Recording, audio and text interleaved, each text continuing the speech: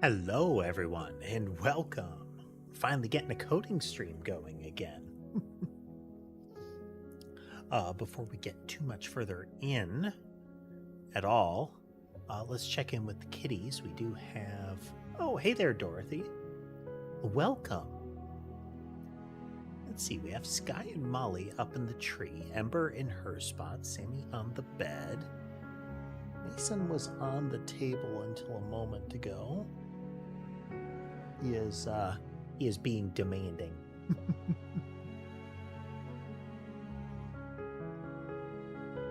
So our goal for the day, I do need to come up with an intro, you know? But our goal for the day is really thinking about our level structure. So we tried a lot of things. We tried a lot of different things as far as presenting the map. And initially, we had a real kind of Vampire Survivors kind of vibe. Hey, Cruel. Welcome. Or at least that's what we were going for. So this idea of you spawn generally in the middle or some arbitrary point on the map. You run around, enemies spawn all around you, you fight them. But since then, we've moved on to more of a, lots of spawns, but for the most part, the idea being that you would be kind of running along a map of a fixed size. So if we look at this, it would probably be something like, kind of like this, or let me actually show you the screen. So it'd probably be something like this. You consider the red a wall, and the movable area is the rest of the screen. Maybe a little stripe on the bottom to really show you you shall not pass. With the general idea being keep moving to the right. Now, one of the things we can do is just have all the levels for the time being be a straight left to right run. So as you go, periodically you will get close enough, enemies start spawning. We've already made the spawner style entities, we would just need to get them onto the map.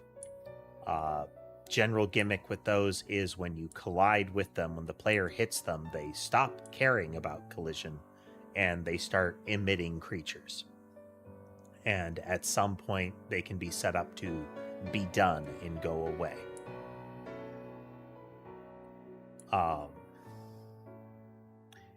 One of the thoughts with this, though, is also, instead of just looking at, your side-scrolling brawlers, to also look at things like your Metal Slug and the like, where the progression is to get to particular points. Let's say I get to this red marker, and that moves me into the next area. So then, fade to black, fade in, we're on a new map set. Perhaps I get to the red area, and I go up and I touch it, and it's like a door, and I go into a different map set. The general idea being that there will be some sort of spawn wave that is either a perpetual aspect, like you can't stop them, they'll keep coming until you get out, or there will be a thing that you can get rid of. If I do it with that disparate nature, then it becomes there needs to be a clear indication of when you're done fighting them. I think we're going to ultimately need that anyway, though. In a brawler sense, it is the flashing go with arrow. So usually it ends up being like a yellow arrow with the word go over it to tell you can move on. But you could have things that it's not clear that you can touch them, but you can, and it moves you along. You know, your secret door kind of thing. Or things that are also indicated, so multiple go arrows show up. So let's look at this one. So, might not be apparent. Let's zoom in a little bit. While I do that. So let's say there is some sort of like map region, whether it be a single room a la your like Binding of Isaacs, or it be like a long tunnel kind of thing. The moment I just might go with everything is one screen tall and of varying length kind of concept. But it would be then defined within them what are the exit points. So it might be the far right side of the screen. This will be the standard one. It might be a door or like a ladder on the screen. You might be presented with multiple of them. If I take the door, I go to this screen. If I go to the right, I move along. They're not going to be in memory lined up like this. But we can constantly be presented with alternate pathways and whatnot as you go along. One possibility is that if these are bigger segments, that is an opportunity for us to present the upgrade screen. Like, hey, you got through this room, this full room. Here's the upgrade that you earned as a result. Beverage. Now, storage-wise, zoom out a little bit. Ultimately, what we'd be looking at, yeah, I know. Hey, Ordinary, welcome, welcome. Hello, Ember. You sit with me or don't. Come on, man. Sit with me or don't. So what we'd be looking at is we have kind of a texture atlas for all of our maps. This is part of the reason that I'd kind of like to start with the idea that maps aren't tall. Like, you wouldn't have big L-shaped maps for the time being. That may change. If that is the case, then I'm going to need a good way of storing them. I can automate some of it, but ultimately what this will be is you have a big texture of some size. The screens in the game, like top to bottom of the screen, the game forces itself to a 1080p resolution.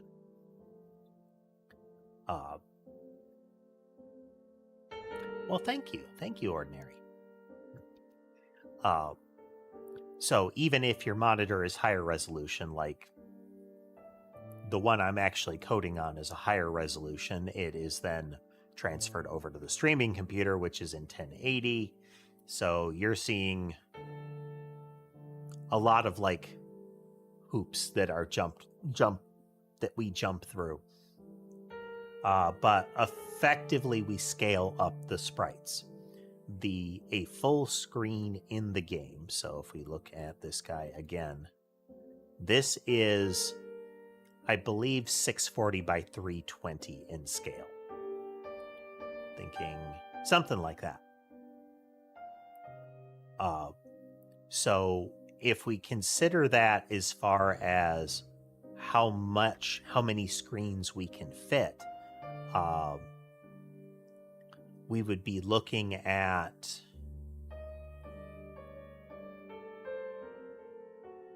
at least like 5 screens across that we could easily fit. It's more than that. But let's say 4 or 5. Hey, Legion, welcome.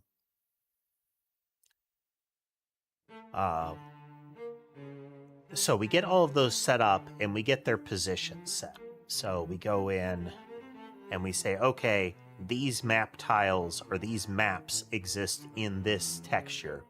We have a series of like map identifier, this is in this position, to pair with this file. I don't think we've encountered anybody from Ghana, though you may have mentioned it before and it has completely escaped my brain.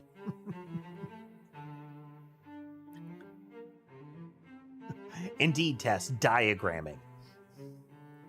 For those arriving, again, we're looking at changing our map flow from being a grid where we identify individual tiles and the game draws it, to just saying, you know what?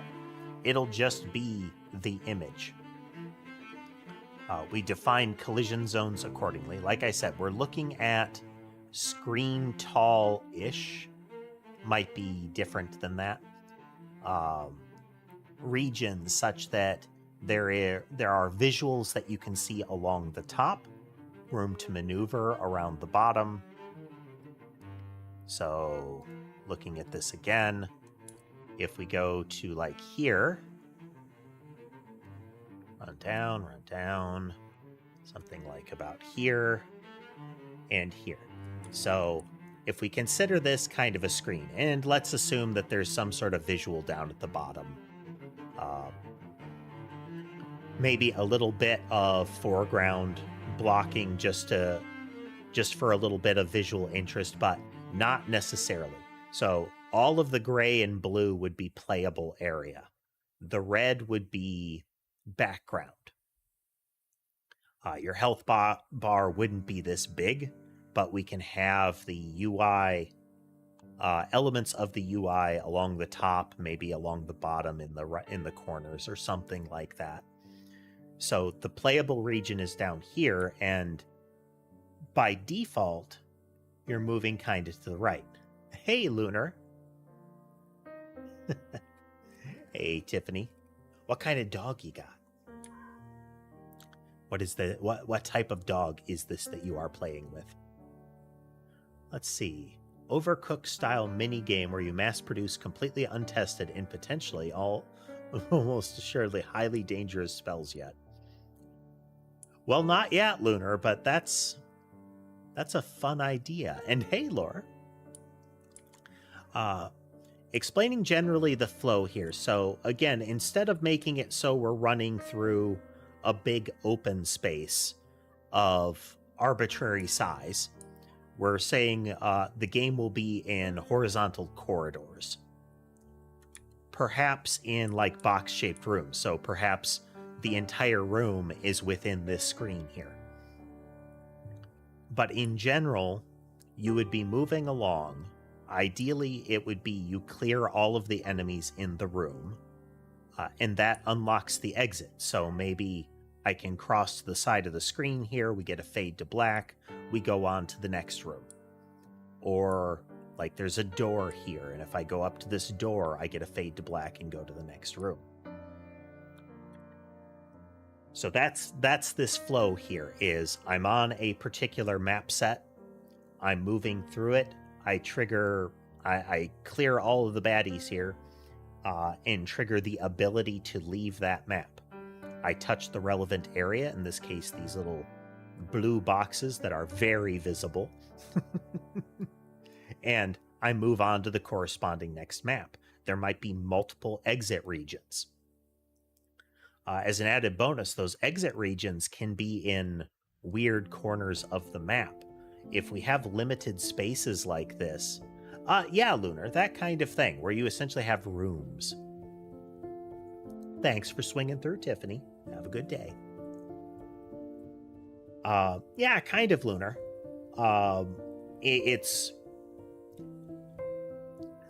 At the moment, I'm not looking at having terribly complex rooms. Games like Gungeon, Isaac, that kind of thing will have your L-shaped room, your big block room.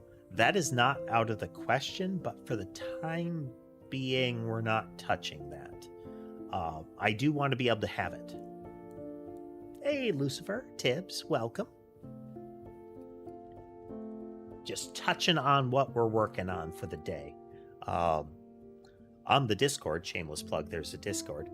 In the dev forum, I was posting the kind of things I was looking at, and in trying to make map tiles for the first map prototype, I realized it just wasn't working. Like, I could make it work, the whole system that we built last time, you know, all of that effort. I'm looking at dumpstering that for now.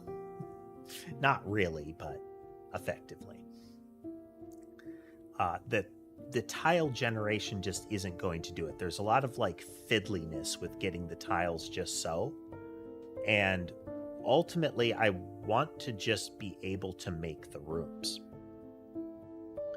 So if we go back here, stop that so it doesn't start to go haywire on me or something. That one, this one, okay, bring you up here. Okay, so again, so we'll have like a things. Okay, so we have like a playable region. We are going for a roguelike game. Likely more roguelite if I have my way. And there will always be that randomization element. Like when you are offered power-ups, you have a selection. So we have our playable region. Again, we have our exit points. Hey, Newman. Magic the Noah. Not familiar with that one, Tibbs. What is this Magic the Noah?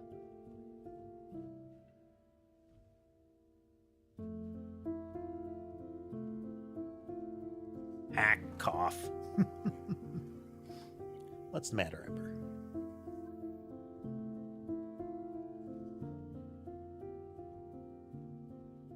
Ah. I've seen some where they just, you know, they do arbitrary games. Sometimes for better or worse. Who was it? There was a guy for a while that had a board game YouTube channel that was a lot of fun to watch. I can't remember who it was now. Ordinary, the game uses Godot engine. I think right now it's using 4.5. I updated it from 4.3 because at some point in the recent in the recent updates, they added the ability for instanced variables in canvas shaders, and I want that. Well, it's a good opportunity there, Ordinary. We're kind of all learning along. Laura might be still in the channel. I think he's on Twitch. One of the other folks, one of my friends outside of the stream, started doing some game dev, and we frequently bounce like how to do this in Godot and similar off of each other. So yeah, it's this whole stream, all 153 streams so far, are us learning to do Godot. This is the first game, the first time I've used Godot, my first major project in C#, though I do have a programming background. So it's, we go together. Let's see here. We'll use this gray region. So we have some sort of visual element here that is the upper wall. We have a lower wall. Again, these are visual areas. As far as like actual collision box, you know, we have that around here. So there's some fiddliness with the end of the map. Well, thank you, Ordinary. I still have to get it wired up so I can see YouTube subscriptions, Twitch follows, that kind of thing, or at least that I show them somewhere.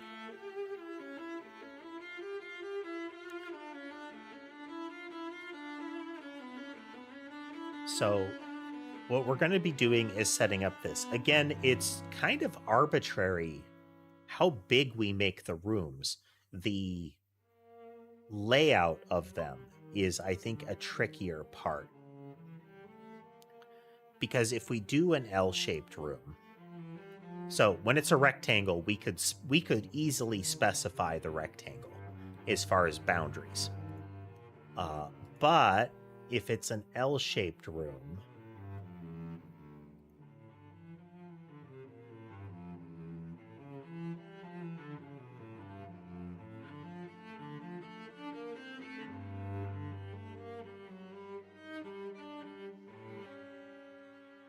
look at those right angles. Isn't that excellent? That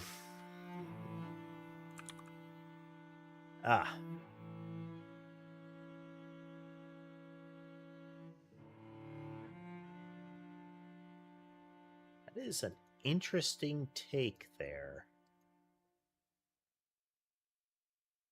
There we go. Okay. So the trick with it is wrong thing. So easily from like a texture sheet, I can treat it as a square. So I have some of them.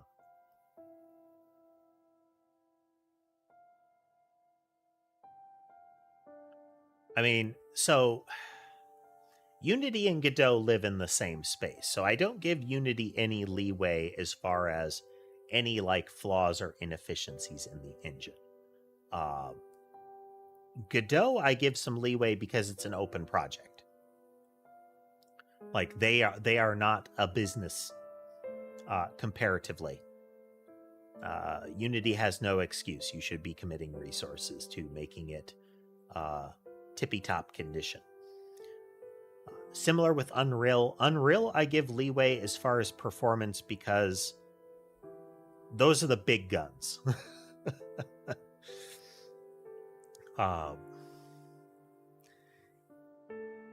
As such, it's also not as easy to learn. But like I've said before, there's a big factor too, because I want to, in development projects like this. Like, why did you choose to do it in this language? You might have a functional reason, but your reason might also be because I want to.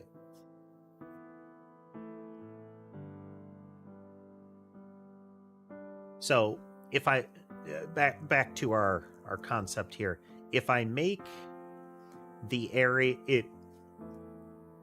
if I have fixed shapes, so no corners, let's say, so there's no right turn in the map. Hey, is it Code Forgin? I think is that like an anvil on your icon? Figure it's Forgin or Forgin. Yeah, there you go. Code Forge. Okay.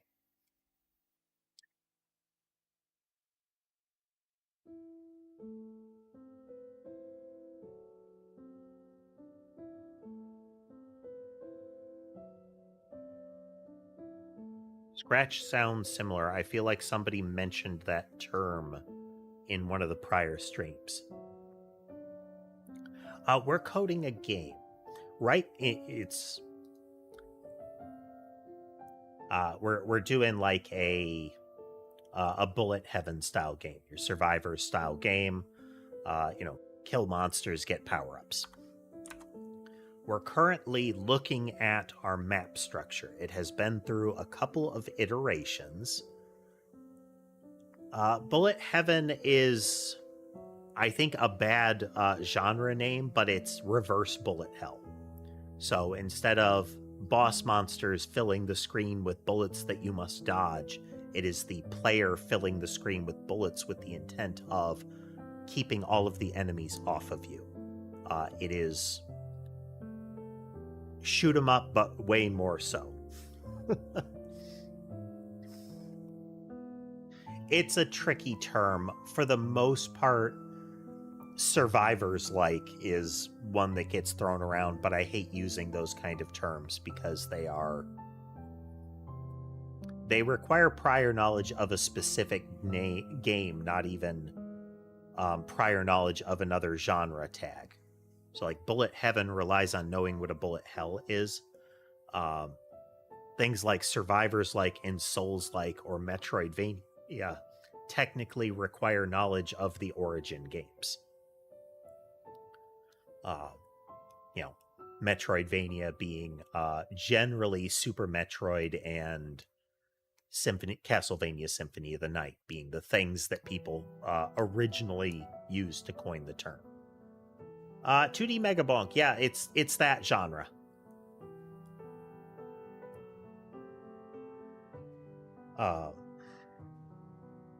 So if we do the boundaries of a room mathematically, like I know what the borders are if it's just a square, so I can just say, is the player out of bounds math-wise? Like your position is out of bounds because it is above or below, too far to the left or right. I can do this. But if I have dead space, this whole region also needs to be a boundary. So now I have you can't go out, but you also can't go in. And that is a level of complexity that I don't necessarily want to have.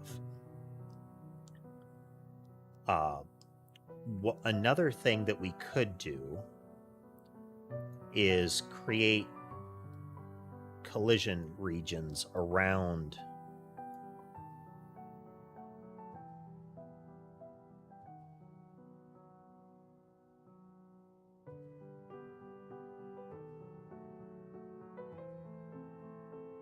these, and have these be a type of entity that is set up to fill the dead space.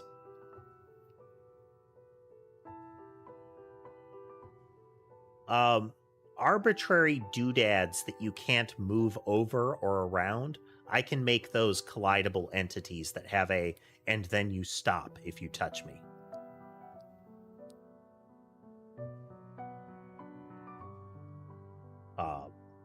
Yeah, there could also be like damage zones, that kind of thing, but those would be like, oh yeah, spawning monsters, there will be like,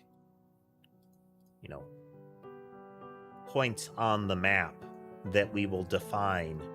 Some of them might have a visual element to them, some not. Like some of these might just be built into the map and I know, yeah, the spawner is on top of it, kind of stuff. So this is our current... None of this is in code yet. Like, our last big bit of development was actually getting these tiles working. We spent a lot of time on this, and what I'm talking about right now is like, nope, let's do it different. I would say that that's like oh man, that sucks, but, we've done that a lot in this project. We've done that a whole lot in this project, so par for the course. So I think we have to do something like you are not allowed to touch this regions. One of the advantages of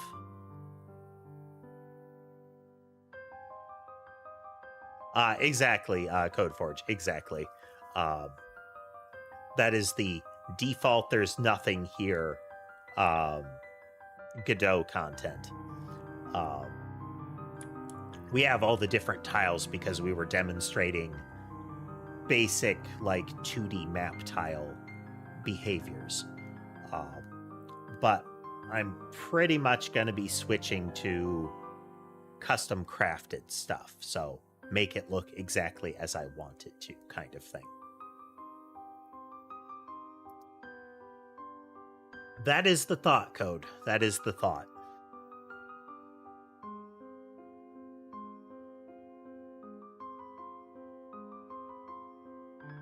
So no matter what, I'm going to be facing the idea of either... Okay, let's clutter the field more. Let's use this we'll use green now. So I could do this as well.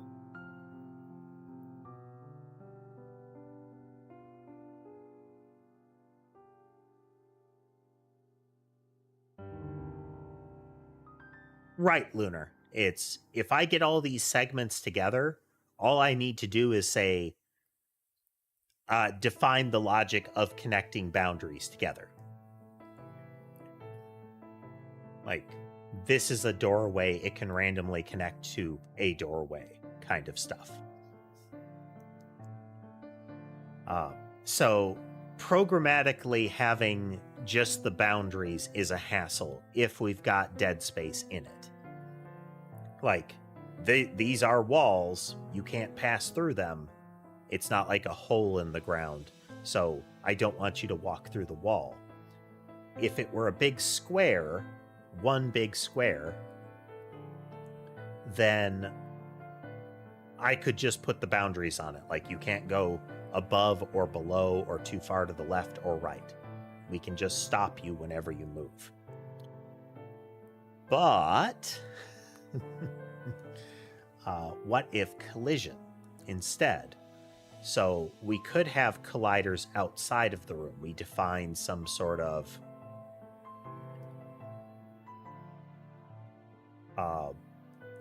logic for placing, like, up, down, left, right, that kind of stuff. Yep, Lunar, doors that can be damaged and maybe revealed, things that maybe you have to get, like, a particular power up in the room to reveal, that kind of thing.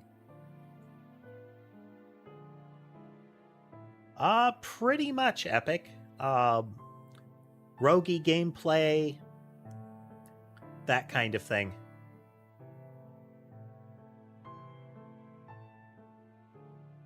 Pretty much, Code. So it's harder to see now because I've scribbled all over. No. Curse you, Paint. I could use, like, my sprite editor or something like that, but here we are.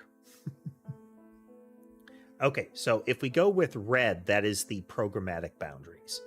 Programmatic boundaries are easy if it's a square.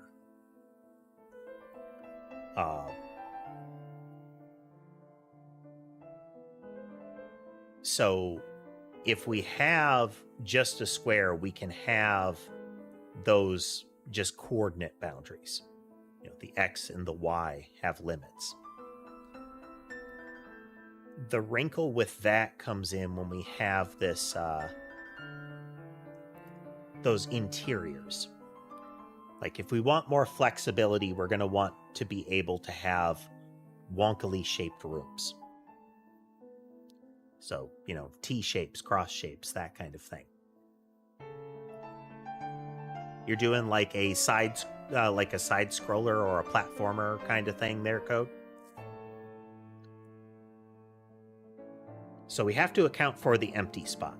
If we use red, it's programmatic, but then we have two patterns. There is, you must be inside that, and you must be outside that.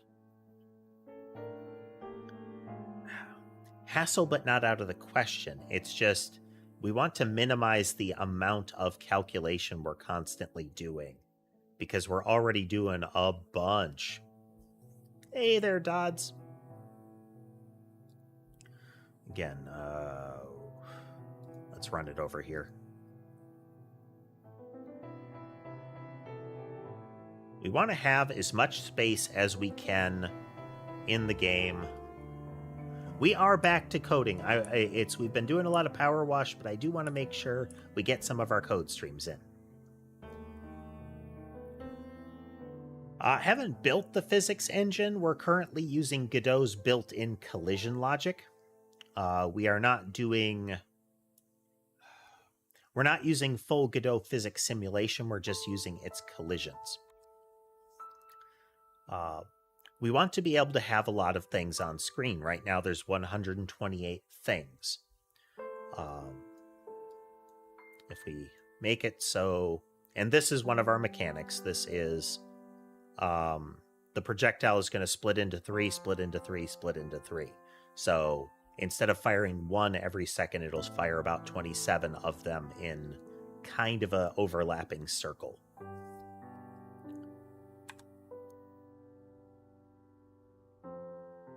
So if we do this, you can see we have swarms and swarms.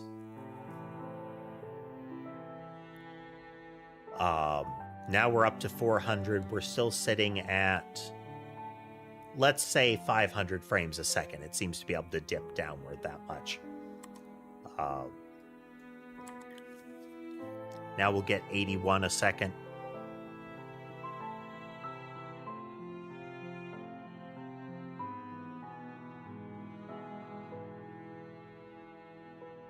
So we're still over 60 frames a second. That's fantastic.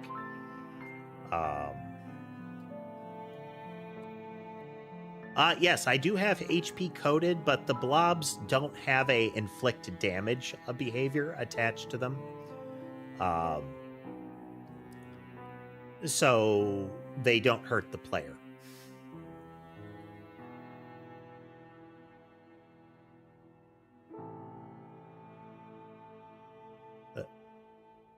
Currently, there's just the one, but there will be many.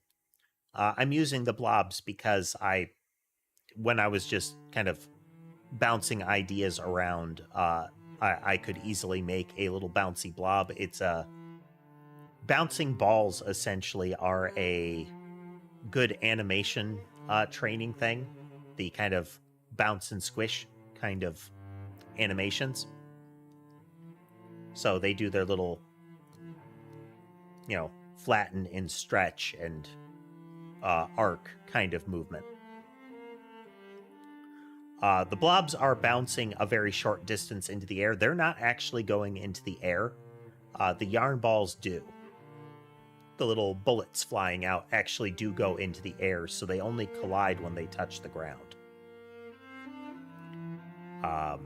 There's more logic that we need to attach to the yarn balls, but they are our testing bullet still. I haven't changed the player's loadout to use like the homing mouse or something. There will be a lot of enemy types. The blobs are these would show up much later kind of thing.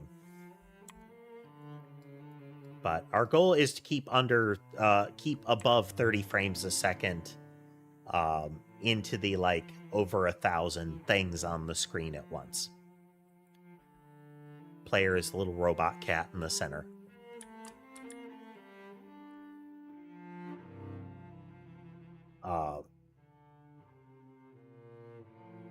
I think the colliders are going to be where we want to be, because we don't need a lot of extra logic then. We don't have interior colliders that say if you leave this area, because there's a lot of border cases to that. And we can make these very big. The trick becomes we need to make sure that things don't spawn, that you can't spawn in it if it's going to be something that cares about it. Because if you spawn inside it, you don't collide with it. I could add logic to make it check for a collision with it, but here we are. Additionally, we could set up mathematical regions in these where I constantly ask, is the player in one of these? Are they in one of these rectangles constantly? Which could work, but I feel like the collision regions are going to be better, and we can actually, in a relatively straightforward way, auto-define them. Because again, if we say everything is at least one screen big. And we define that there will always be a boundary on the sides that you can't pass through, whether that is because there is an actual wall presented there, or that's where the move off the map marker would be. Then we know where we can put we know where we would be able to put the boundaries, because we could have one like here. We can have one like here. We have one here. And we have one here. So no matter what, I just need to know how big is the map, and that would include the dead zones inside of it. Then I need to have the dimensions of the dead zones and where they are. Let's just delete that. Hide you, put you back. So in this case, I would need to know what this one is. I need to know where that corner is in the tile. And say that's a dead region. I could have this be a composite of tiles and like stitch them together. And as such, I would know what that is automatically. But I want to mitigate the amount of programmatic texture building we're doing. We have that currently for our tile generation. Again, effort that will ultimately be wasted at this point, but I'm fine with that for now. So in the logic for this, we would say, okay, this is the image for it. By having that image, I know what the boundaries are. I know where the texture points are. So I can set up a series of boundaries around the thing. That I know where the center of the map is. I can put this here, this here, this here, and this here. And in reality, these would be very big. Like, I would probably make them more like this. Hey, Donald. Welcome. We are doing design here.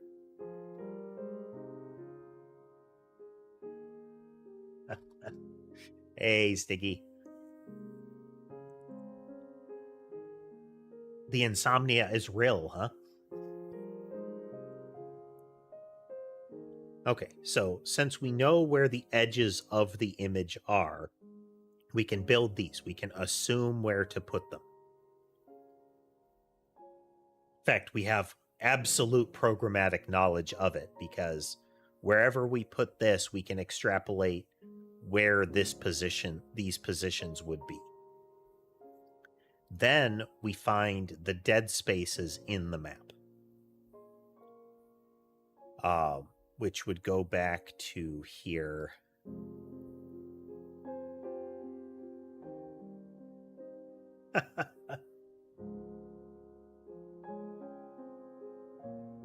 Played Genshin for a while. I just got annoyed or concerned with the gotcha hooks in it, and just didn't want to tempt myself, you know? So I had a couple of streams of that. I really liked the exploration, and the plot was okay. So that was a lot of fun. But when you didn't have exploration to do, the game fell off really quick for me.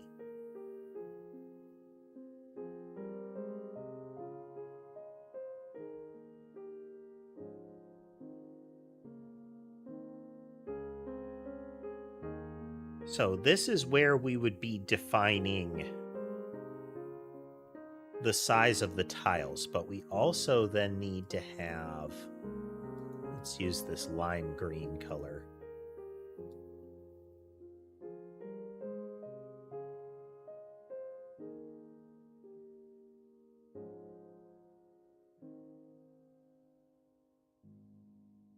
So in this case, we have for this map atlas here, we have an indication that this is where this tile lives and its dimensions. So in the atlas, it is at this position and is this big. But it also has an entry that says there is a dead zone that starts here in the image and is this big. So that should give us the ability to create boundaries around it for collision, as well as a collision box inside of it.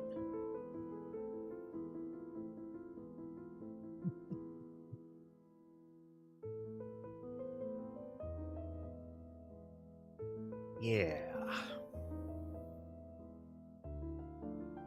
Okay, so then we would need an initial map.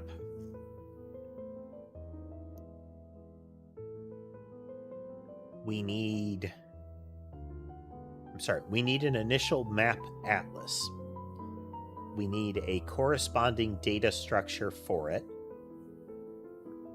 which is that list of positions in the atlas and dimensions within the atlas and corresponding dead zones inside of that map. Now, there will be all kinds of other data structures in there. So we're going to have an atlas, and that atlas contains rooms. Let's use yellow. Yeah, we'll use this pale blue color. So we have a room atlas. Then inside that, we have rooms, which have... Each of those are going to have a position, size, dead zones.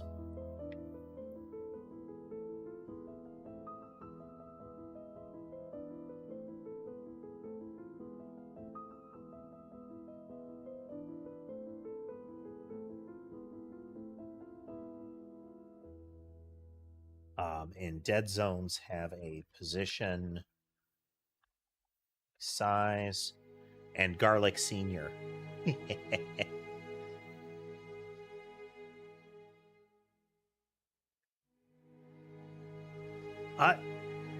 Dead zones wouldn't actually be secret rooms.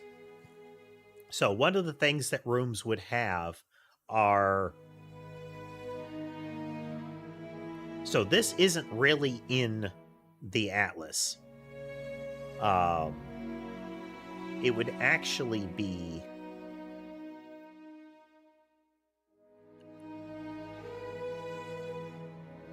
It would actually be more rooms. So room atlas is just a texture.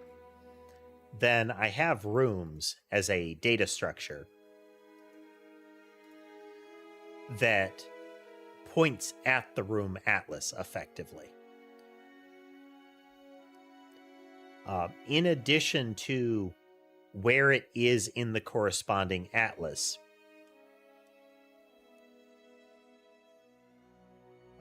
so we would have some sort of like, you know,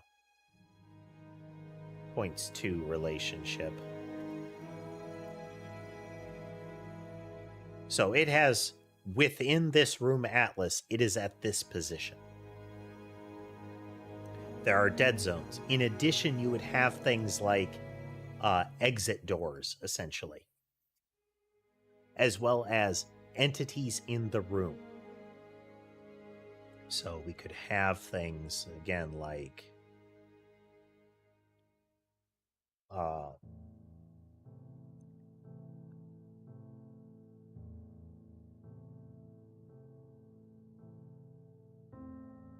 entities.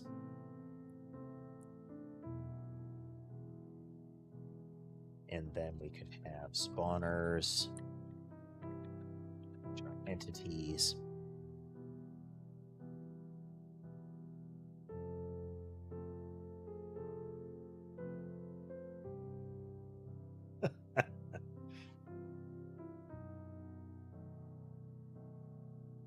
So, like, this atlas is not the actual map.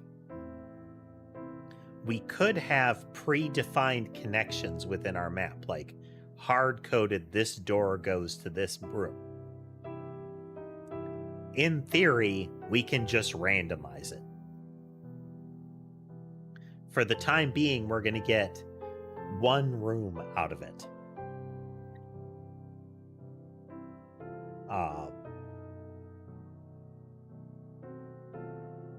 So we'll define this once, and we're going to go for an L-shaped room to start with, which just needs to be a great big texture with a... We're probably going to have some sort of like cross-hatched region to be very clear. You can't go here.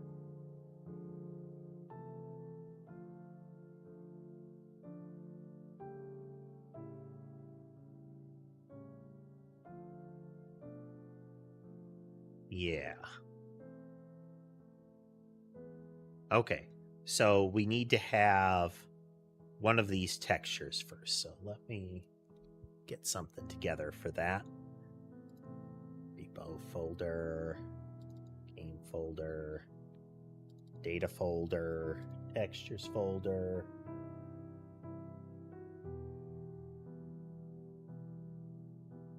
Map folder.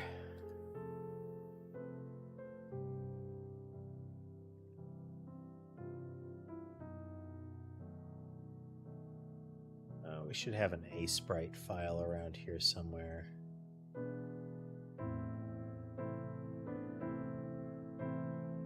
We'll just nab this A-sprite.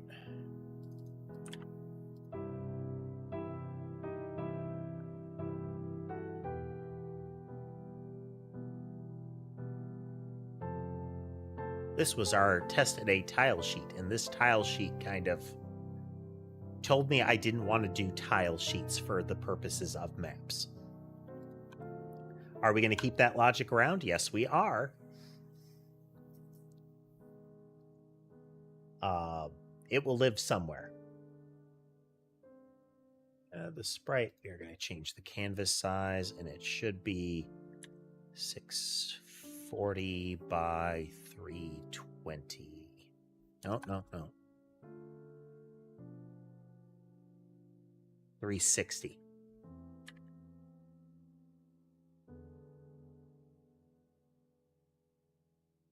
Okay, so this is a basic room shape.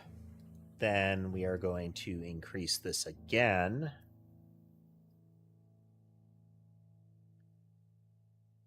No, well, first we are going to do this as a big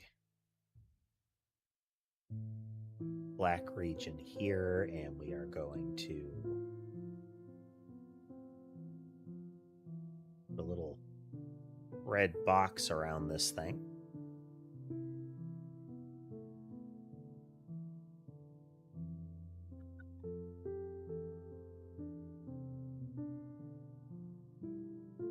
Just so.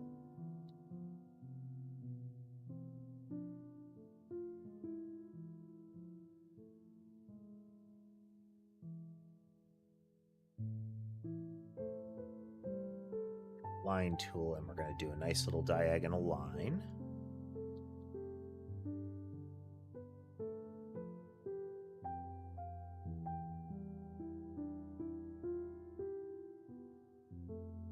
Now we are doing this. Not quite right, but it's good enough. We are doing this so we can see it. So now we are going to change the canvas size again. And we are going to double this to 1280 to 720. And we are going to jam you in the lower right corner. And we're going to use a nice non-eye bleedy dark green.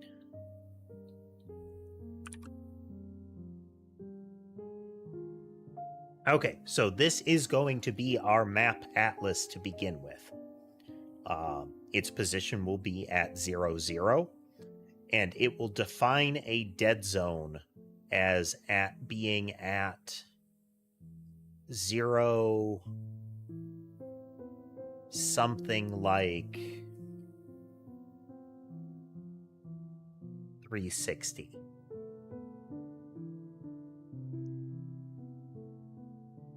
This will be that 640 by 360. The whole map will be 1280 by 720.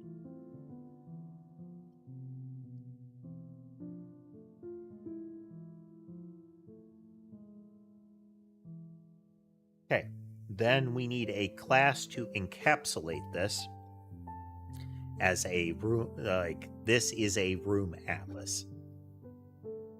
And it will contain both the entire atlas texture as well as the definition of the individual pieces.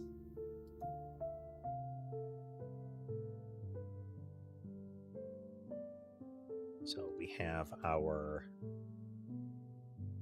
here.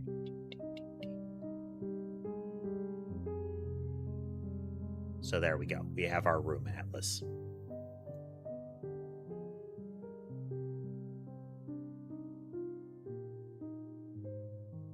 That back here.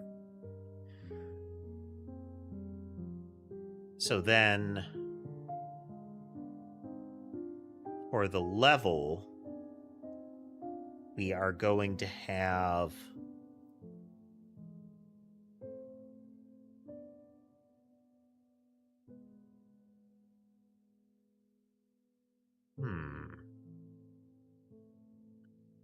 yeah, okay. So the room atlas defines where the rooms are in the section and what, like, is there anything special about them? So do they have dead zones, essentially? Then within the level, we can define actual rooms. And the rooms point to that room atlas.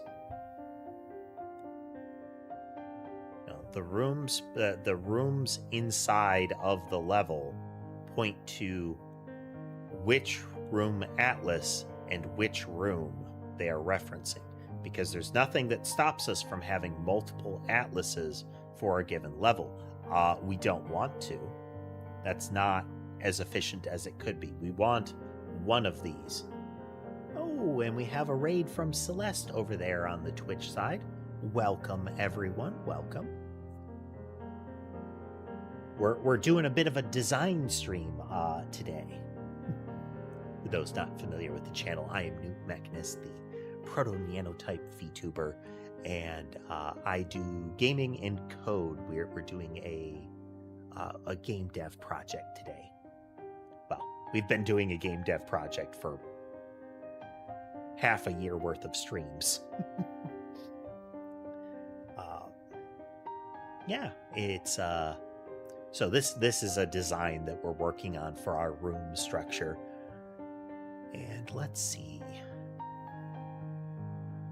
Nice, Celeste, nice. What kind of game are you working on? Oh, here.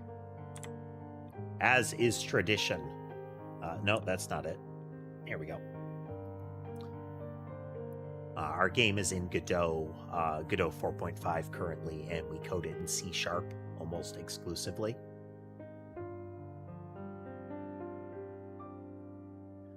We're doing a bullet heaven or a survivors like or a shoot 'em up kind of thing.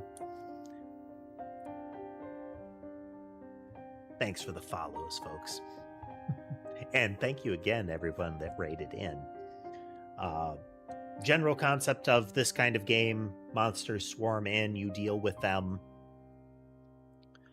Generally, the difference between bullet hell and bullet heaven is in a bullet hell, the primary threat is usually big enemies spraying like damaging projectiles all over the screen, and the skill is continuing the offense while carefully weaving through the bullets. Bullet heaven is generally dodging enemies while you fire projectiles everywhere to remove them. So we change this to fill the world with stuff.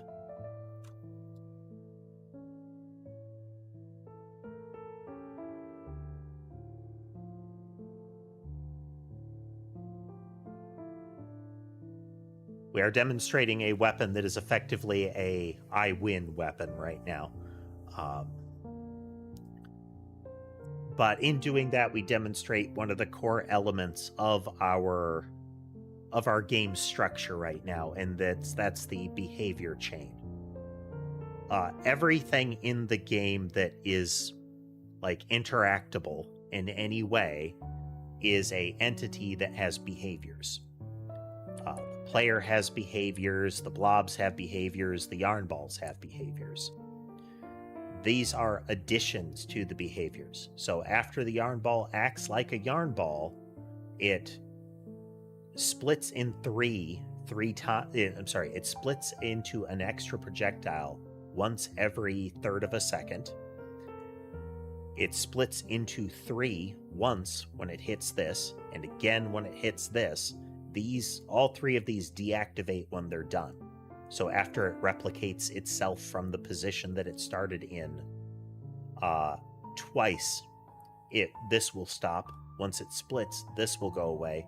And once it splits again, this will go away. So we're going to end up with every second out of this 27 projectiles. Each one of those causes an explosion every second, and they kind of do little loop-de-loops as they move. Yarn balls start moving in a random direction and like leap and bounce. Thanks for the follow and have a good night, Evil D. Thanks for joining in. So everything behaves this way, and the flow of the game is generally going to be clear enemies or complete a portion of the level, and you get an upgrade. So you would be able to glue something to the weapon. So the upgrades would be more than this, but we'll see. And there is a Twitch ad break, so we'll switch back over here.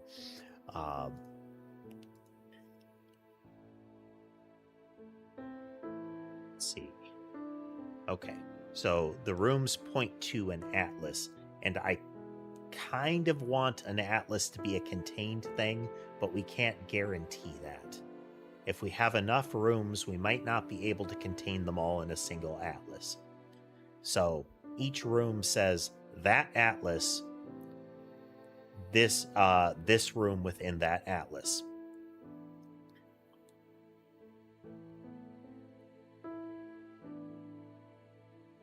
So the position, size, and dead zones are part of the room atlas. The rooms tell me which atlas to use and which room to pull from it for a level. So the level is exit doors, spawners, and rooms. Yeah.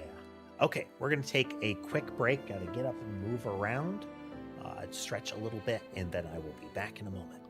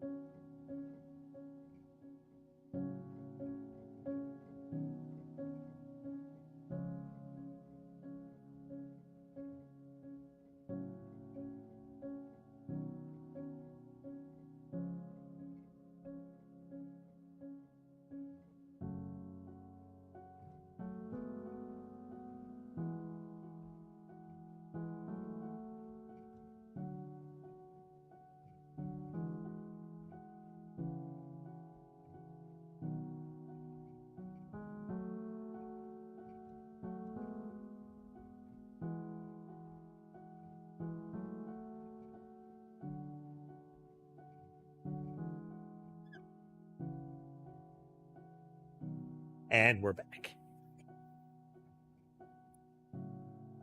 I have to make sure I get up and move around. Got to do some stretches and whatnot because my nerves betray me lately.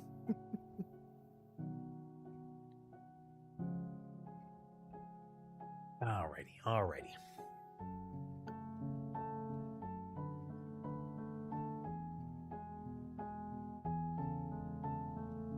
Okay, so let's get in here. We're not in core. Got to move some of this around.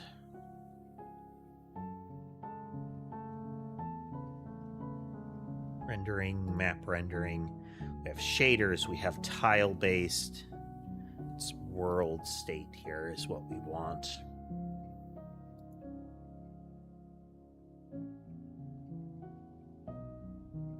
All right, let's remind ourselves what we were doing last time and what we have to do to change things. All right, level entity isn't something that we care about anymore. So the idea of a level entity was to have a kind of a tripwire that we could put somewhere. But, you know, I might still want this. Yeah. So, I don't even need this, actually. No, we should keep that. Welcome over to the YouTube side, Laura. We should keep that. So this is create one of these entities, put it here. This is the entity that one will care about. I could just make this an extension of entity, but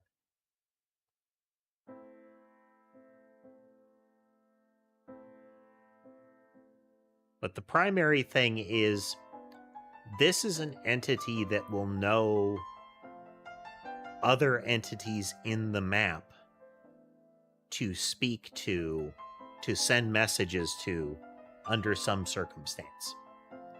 The assumption being that this thing has essentially a tripwire behavior that says, the player is close enough to me now, do your thing.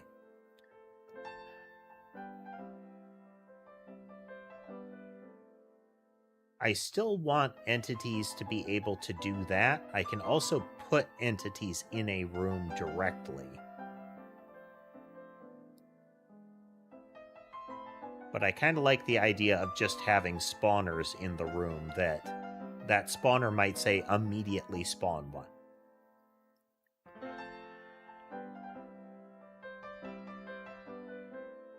Because it doesn't have a wait until trigger kind of behavior.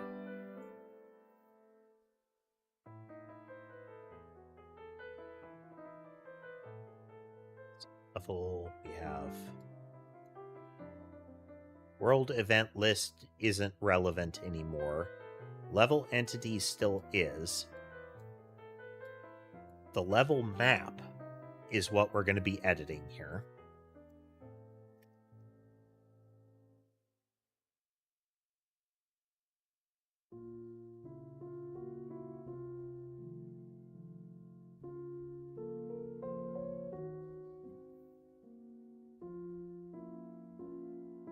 How do we want to go about this?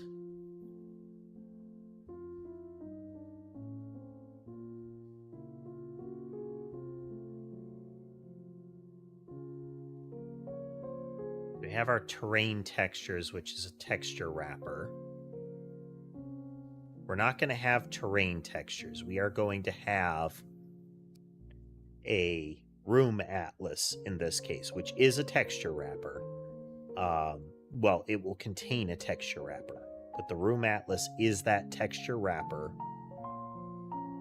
paired with all of the relevant information. We won't need terrain colors anymore.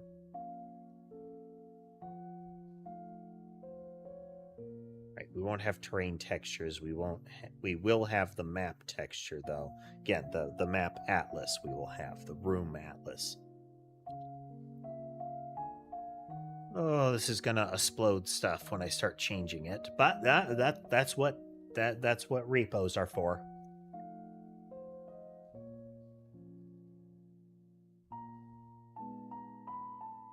That in reclaiming the organs of debtors. Anybody ever listen to the kind of the musical production called Repo Man? There was a kind of crummy version of it that was made more recently. Lacks a lot of the charm.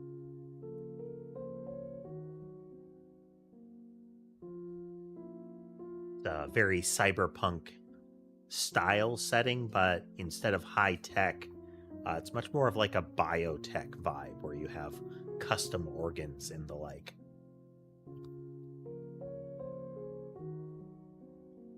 And those custom organs cost money and are frequently needed because the environment is completely like toxic at this point. So people sometimes just for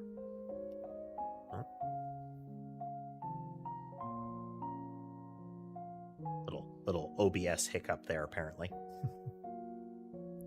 But in the Repo Man musical, one of the core characters is a singer who was blind up until she got eye replacements.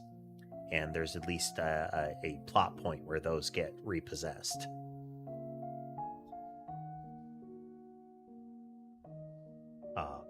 Again, it's an interesting setting, and the fact that it's a musical is extra special.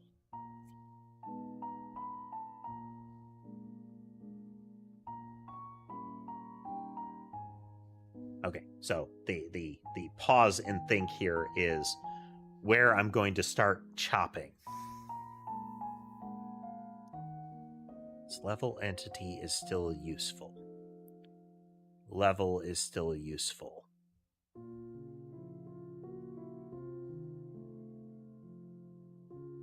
We're going to need a room as well. And each room will have an atlas that they refer to. And these will point to the same atlas. This will be a universal resource. So we need to be cautious about this because I don't want to duplicate it. There's no reason to duplicate the room atlas.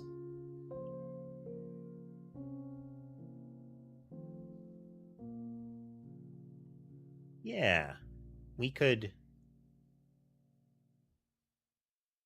So when we're setting up the level, we can define which room atlases it uses. And those are going to be loaded in directly. So we're not going to reuse. We could still reuse a room atlas. Because I could have a level that is a composite, like I could have a sewer, a bunch of sewer rooms. And I could reuse those sewer rooms on a variety of different levels. So we wouldn't put it fully in the level, since then I would be duplicating the dimensions and such for that part of for that room atlas. It's very error prone if we do it that way. More so, I mean, there's easily the ability for the file and the image to get out of sync, but that's much more of a direct failing in the files as opposed to the duplicated data problem. So again, room atlases are texture wrapper paired with positionless position, size, and dead zones. And dead zones are position and size.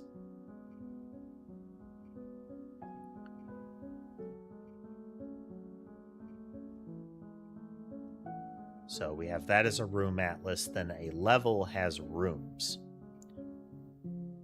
Those rooms will have their own spawner lot. Oh, they will contain the spawners. They will point to a room atlas. And that is a...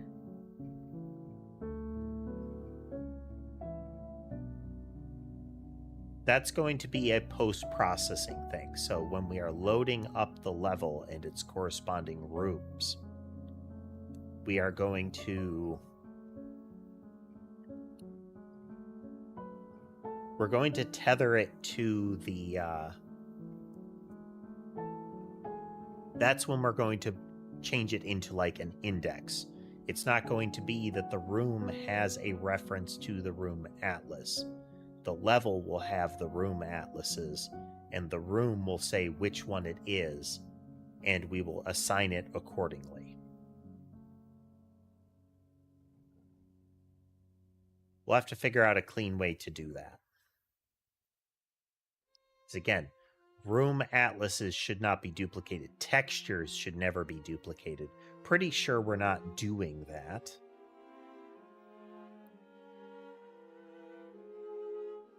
Well, now I want to check that. Am I messing up a structure in here somewhere? In Godot, we start, we get some things on the screen. So that, we go in here, we go into our remote tree, open it up, open it up. We are going to find...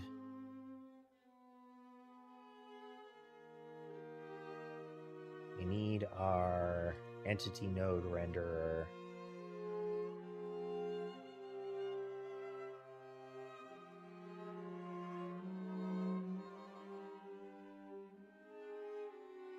Looking for whichever one has children here. Here we go.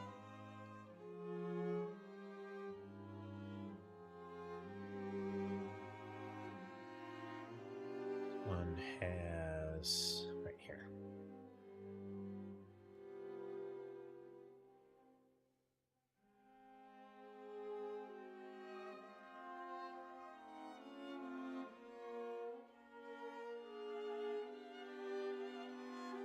This is kind of a concern. I need to know...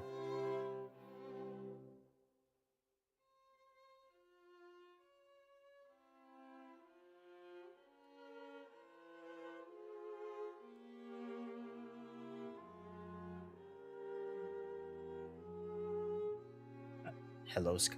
Yes. Sky has crawled into my lap to demand attention, and he was not receiving sufficient, so he has crawled up further, and I must give him ear scratches so I don't get the headbutt / fang rake combo.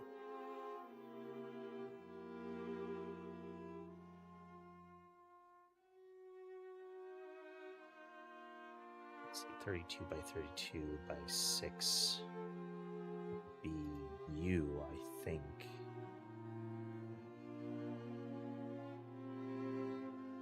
I think this is going to be the player texture. And then this would be like the blobs.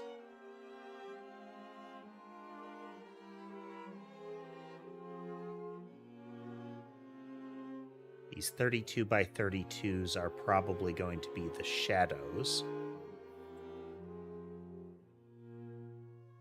Don't know what the 4 by 4s here are.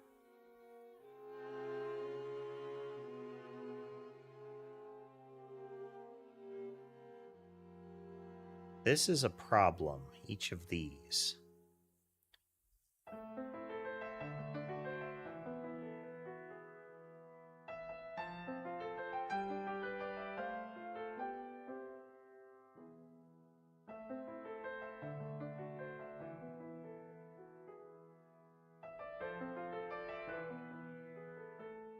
The visual profiler. Care about the frame time at the moment.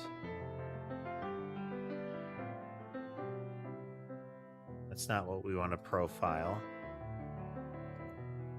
Monitor, okay.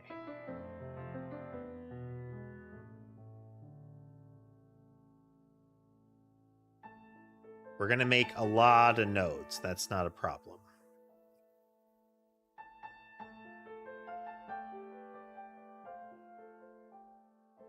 We want to see where this goes. Yeah, I acknowledge you, sir. He says, well, clearly you don't acknowledge me enough. Because I'm not getting enough ear scratches and chin scratches. Sky was the second cat up in the tree there. Molly is still conked out up there. Well, I'm petting him. Let's look. Yeah.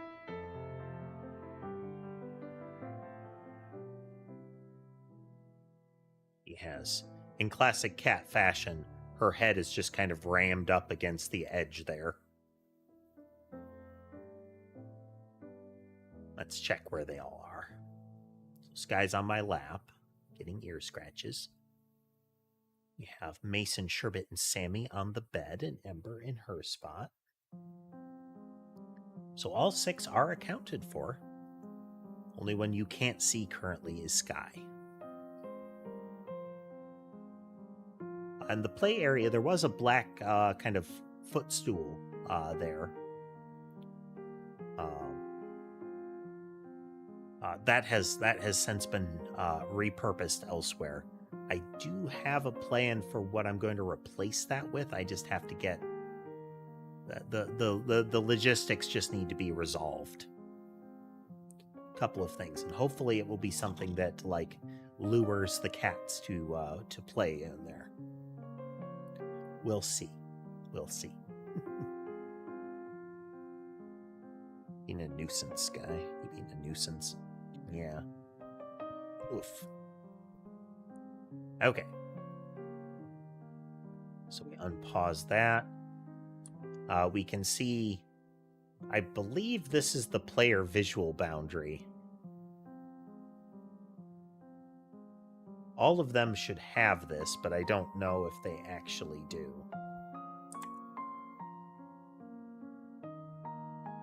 Okay, texture memory is holding steady, so each of these references to it, I think, are fine.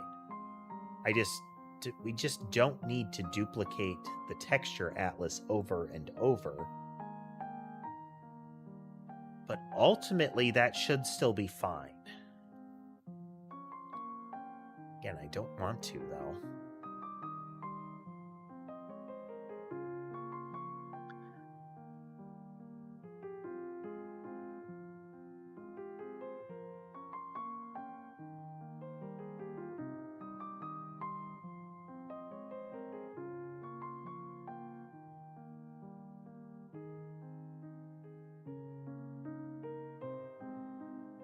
Because the atlases and a lot of the textures are absolute objects.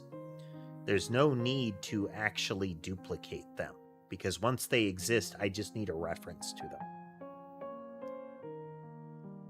Whereas most catalogables, you duplicate them. Like entities get duplicated, but I think we need a category of retrievals that are essentially singleton objects. It's the room atlas for this kind of room. I'm sorry, this room atlas is a single thing. It is this one absolutely. So when I retrieve it, I'm just getting a reference to that exact one. And nothing about their internals change. We use it to get a reference to the atlas texture, and we use it to reference which part of a texture we're going to be referencing when we're drawing it.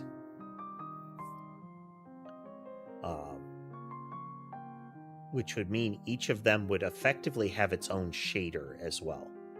That will be relevant later.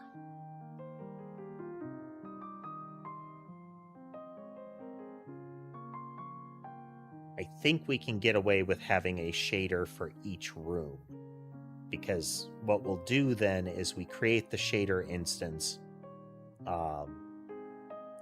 We give it the texture atlas for that room, we give it the position and the dimensions of the room.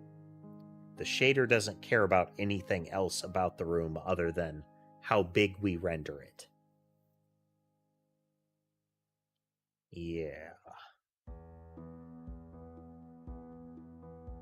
Is that...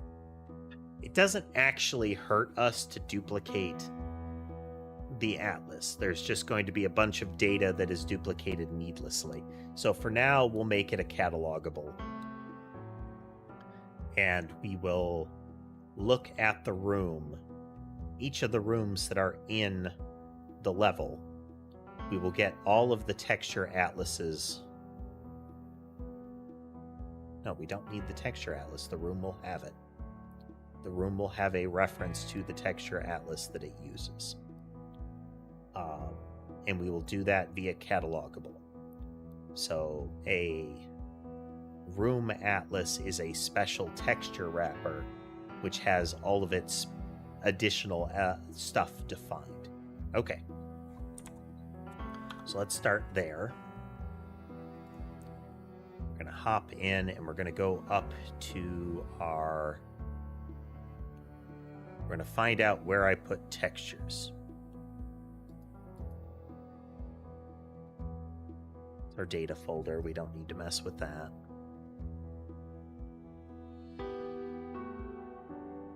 Not a part of entity.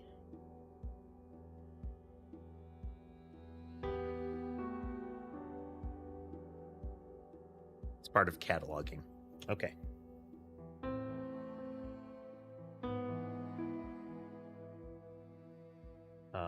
And it's going to be in the world state. So we are going to add a new item. It's going to be a...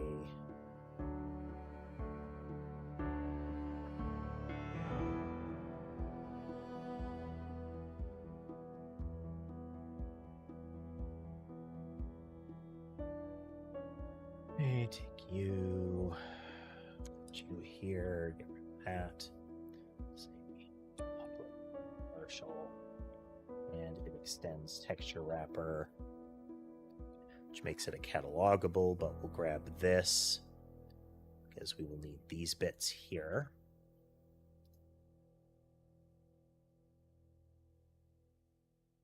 It is a room atlas. And we'll use that one. Nope, nope, nope.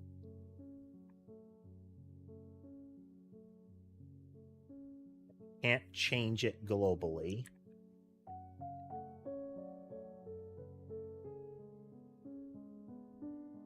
It's a room atlas.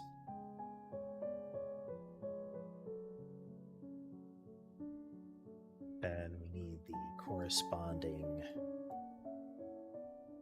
initializers here.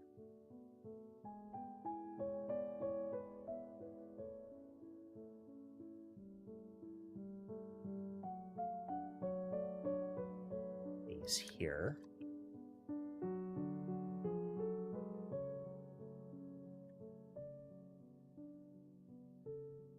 Plus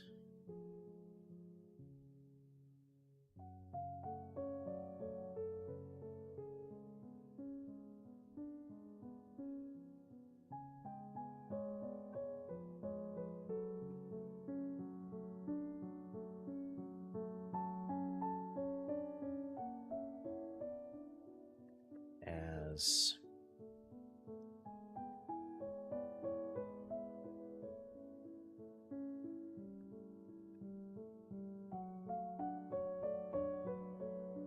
what's the notation for that? It would have been a level entity that we did this. To copy is, yes.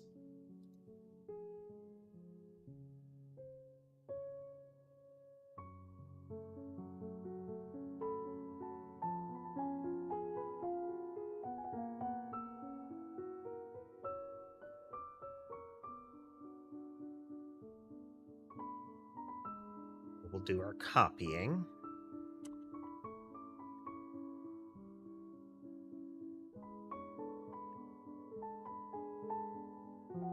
Click.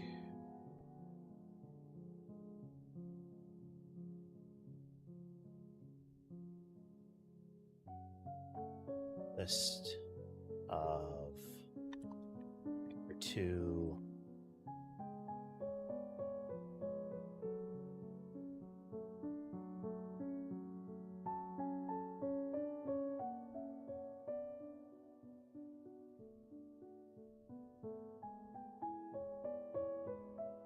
We're going to make separate things for this.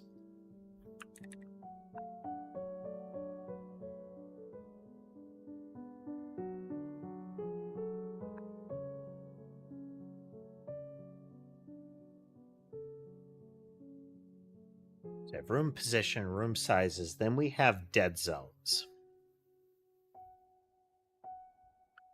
which is a list of list.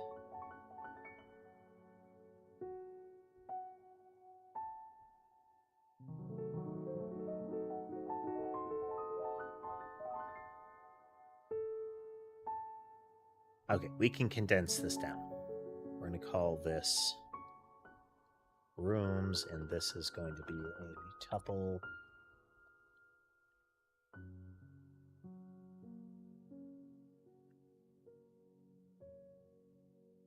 Two-dimensional tuple. So this room is in this position and is this size.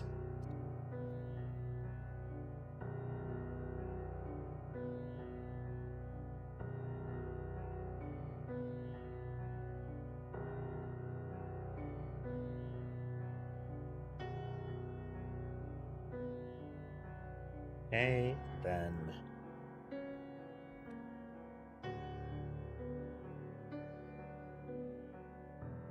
list of list.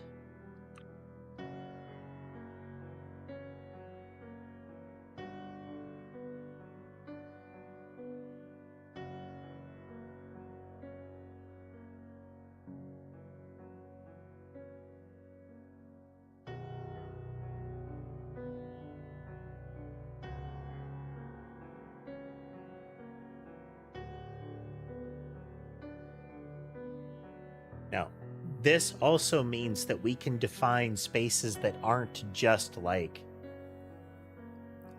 empty space in the room. So like, you know, in an L shape, the interior of the L shape is a no passing area. We can denote that.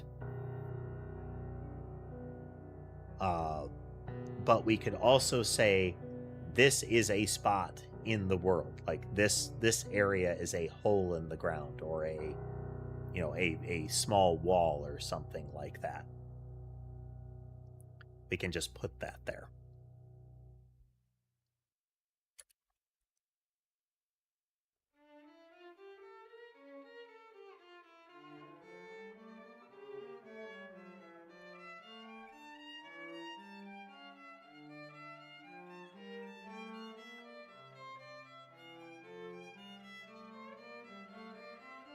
Don't change anything if it has no initializer.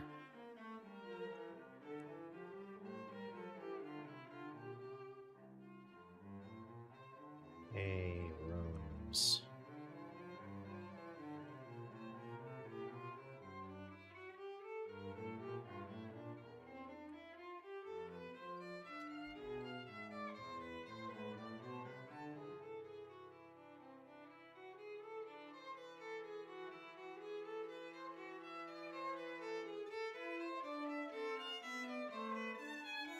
Now this constructor should be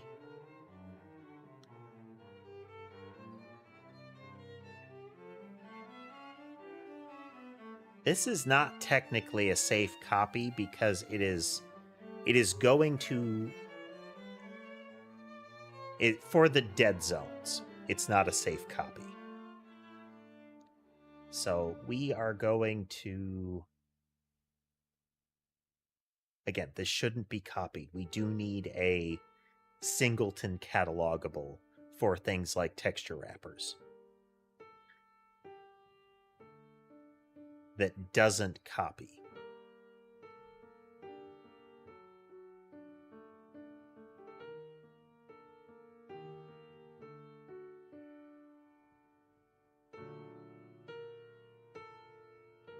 be a divergent inheritance, which will make things that much fiddlier.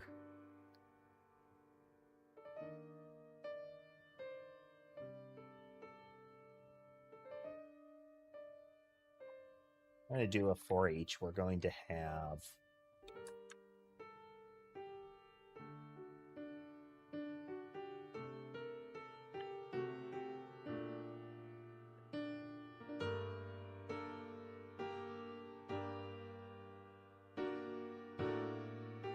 rooms.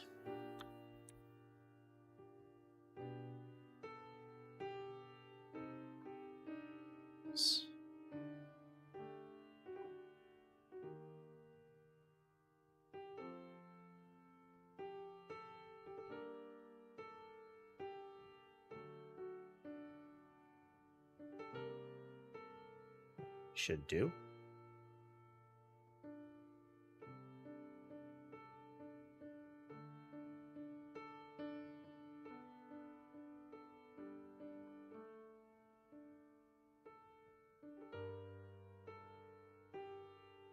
Let's see here.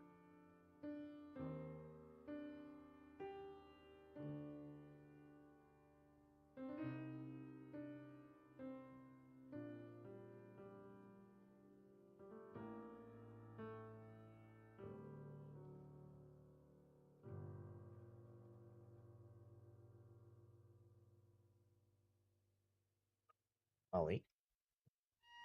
Careful. All right, let's see. Okay, she didn't knock out the audio. Molly has come to sit with me, which by necessity means she had to blunder her way over the audio board. The other cats can gracefully cross the audio board without touching any of the buttons. Molly cannot. She will ooze her way over it and touch all the buttons.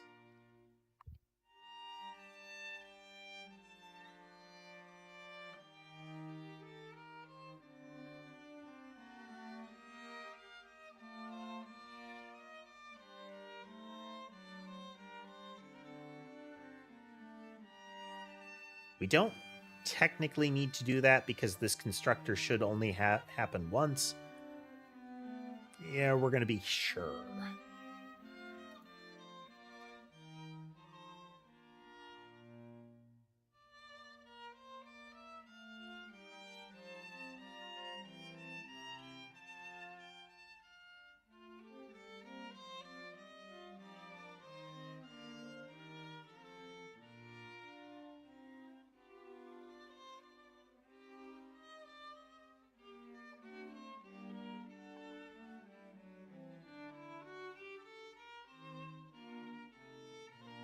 In room atlas dot dead zones.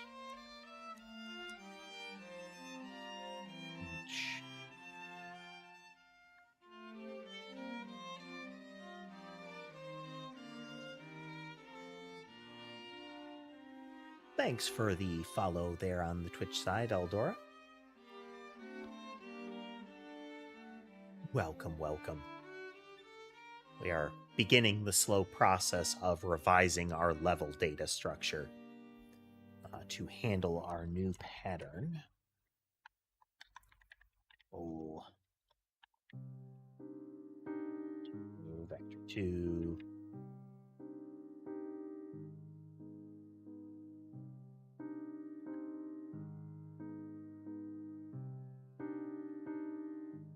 Dead zones.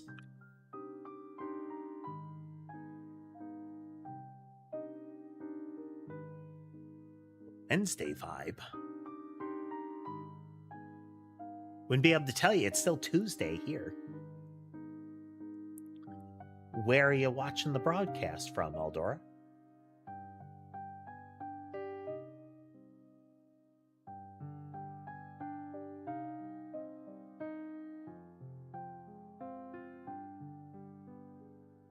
Clear the dead zones. You're going to say...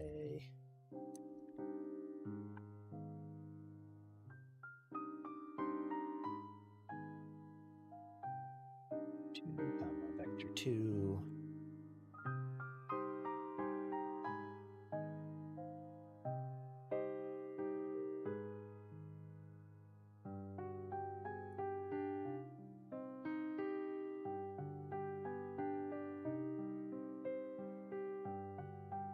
Okay, so just make a new list here.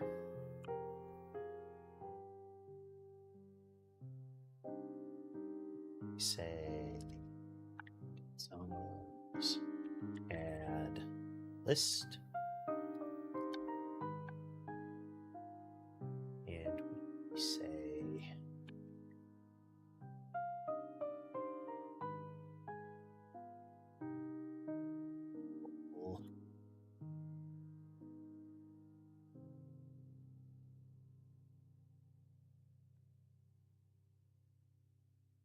item 1, so item 2,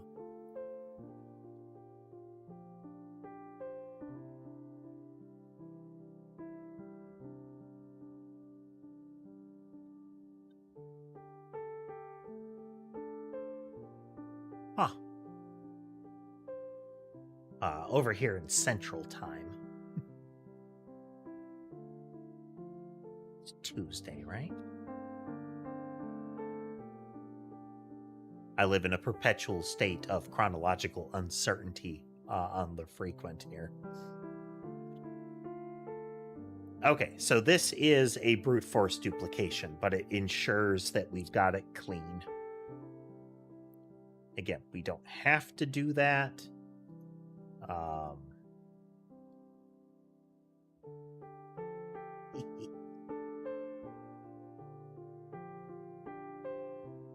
So that, Aldora, is our original emote. That is the science emote. Most of the sprite work in this game is a reference to our Noida mod, from which that is a reference to.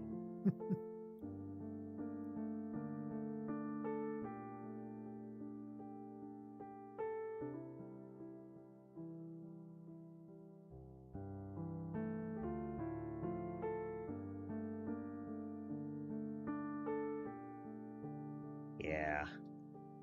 There's a lot of this stuff that needs to change. Like, there are elements on textures that are...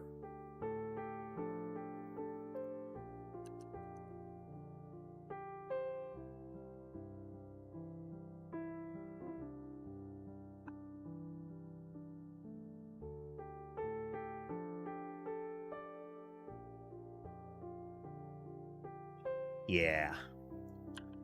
There's extraneous data in a texture wrapper.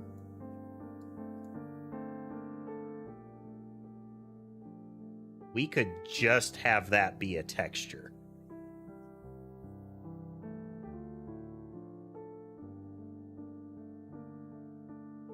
Because loop animation, frame height, width, and rotate to face are only relevant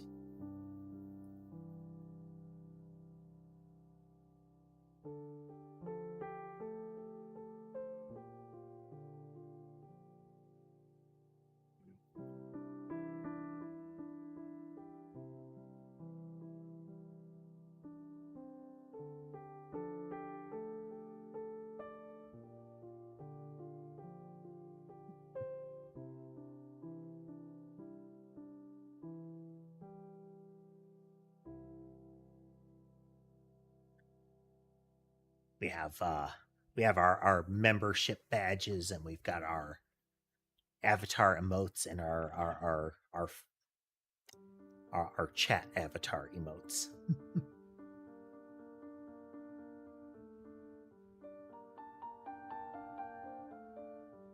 Okay, that is a bridge we'll have to cross later. Oh my god. Because most of these things are sprite textures, which are different than just a texture.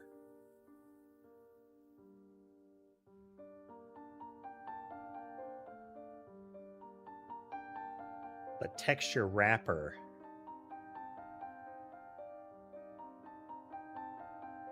Aldora, there is a link to the Discord in the LinkTree in my bio and similar that can get you that can get you to the server, as well as identifying me. I don't do like friend requests, but I will look at any sort of like art references or anything that you'd like to send. But at this time, I don't have any need for stream assets or the like. All set for all that stuff right now. So again, I always like to look at art, but there's no resources that I currently need.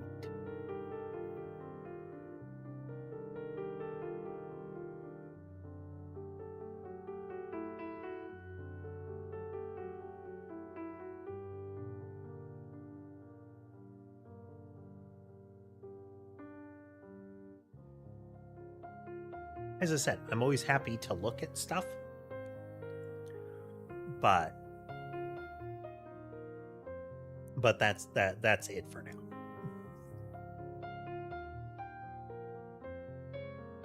Yeah. Okay. Well, again, we'll cross this bridge when we get here. That's gonna annoy me, because we really need to revise that.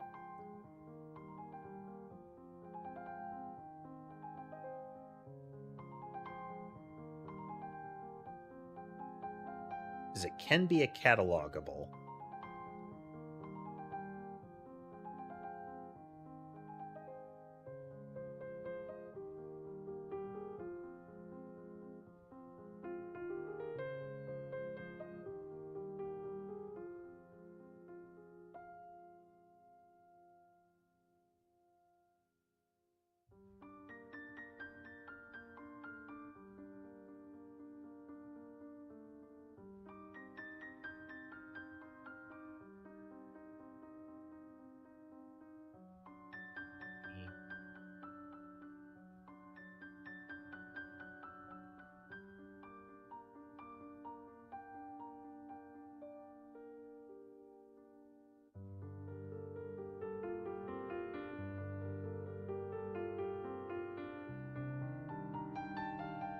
We can still build here.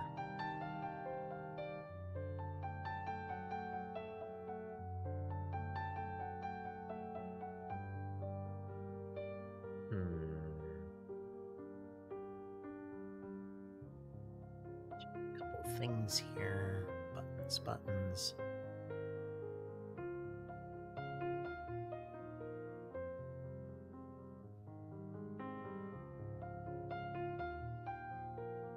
All right. This is going to be no small undertaking at the moment. So what we're gonna do is we're gonna wrap up pretty early for the day. I think we're probably gonna have a follow-up stream tomorrow on this same topic, but we're going to be going in either before the stream or during this follow-up stream. We're going to be going in to deal with our texture structure. This is probably going to become a problem.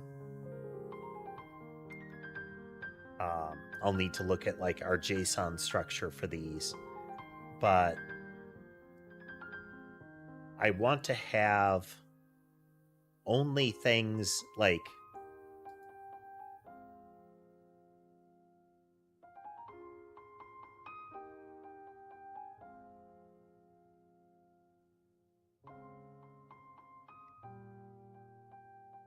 the server link.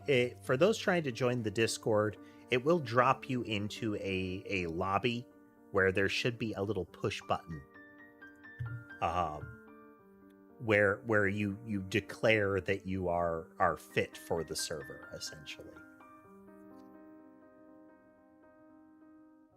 or not. There is essentially a limited version and a regular version.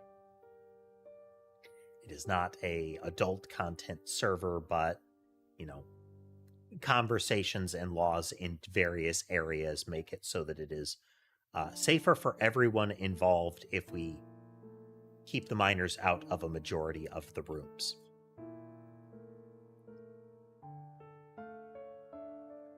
I don't want to deal with the random behaviors of various states and countries.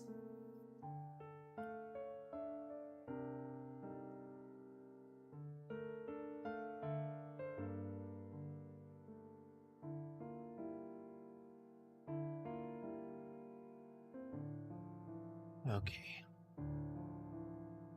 So we need logic for just loading textures in. I would have a series of textures stored by just the name of the texture, which would be the file name for the most part. Then sprites can reference those textures in the catalog. So a base texture wrapper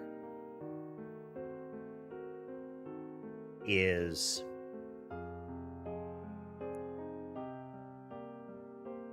just a catalogable wrapper for a texture. No, it wouldn't even need to be, though. We could have the catalog able to return textures in a particular fashion. So when you're requesting, just like in our JSON helpers,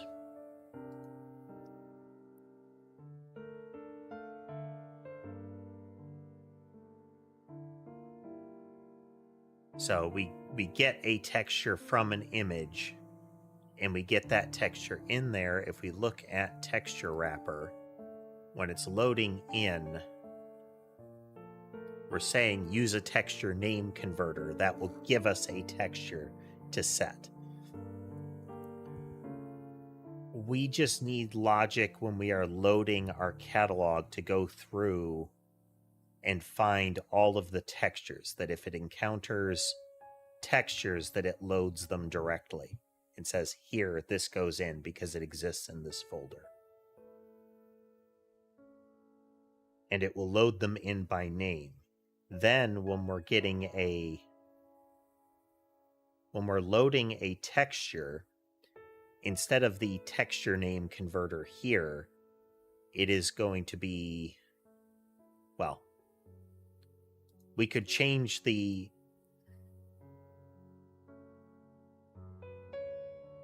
would change that to be catalogable, essentially, or here,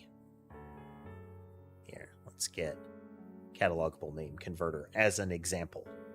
It's going to get the string and it's going to get a catalogable.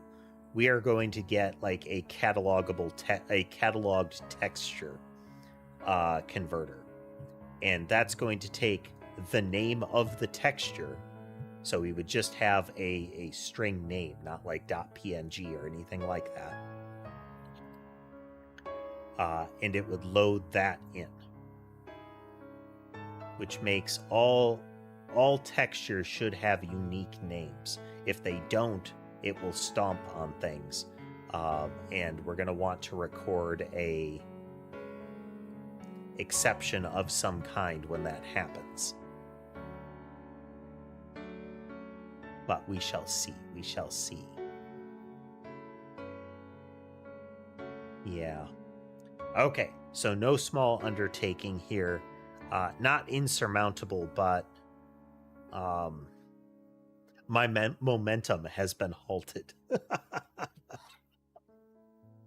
All right, folks. Let's just double check one more time. Make sure I'm not missing something.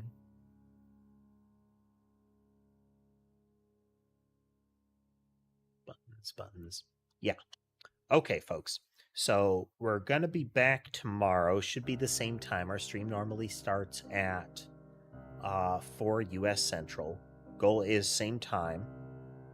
We are going to either pick up where I get to in the morning or later in the evening today, or we're going to start on the process of converting texture wrapper into a sprite wrapper or a sprite texture wrapper, which would give us things like frame size. So most of the things that actually use the texture wrapper currently are for sprites, the bullets, the player model, all of that.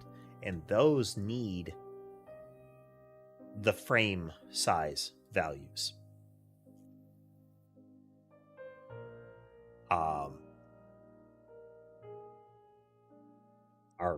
Do you loop it? Do you rotate to face? That kind of thing. But anything else doesn't need it. So we'll have to go from there. We will have to go from there. Again, it's not a difficult change so much as a slow and careful change. So we'll approach that next time. That will make it so that we can springboard into some of this other stuff. But yeah, it's getting lost in thought. All right, folks, I hope you had a good time watching with us today.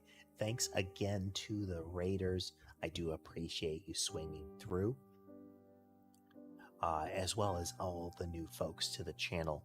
If you like what you saw and would like to see more, remember to like, follow, subscribe, comment, all of that stuff. It helps the channel grow, and it'll help you notice when we're going live again.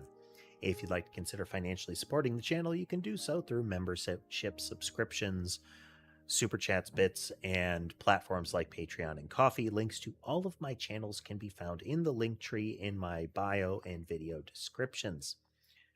And with all of that out of the way, I hope the rest of your day is good, and I will see you next time.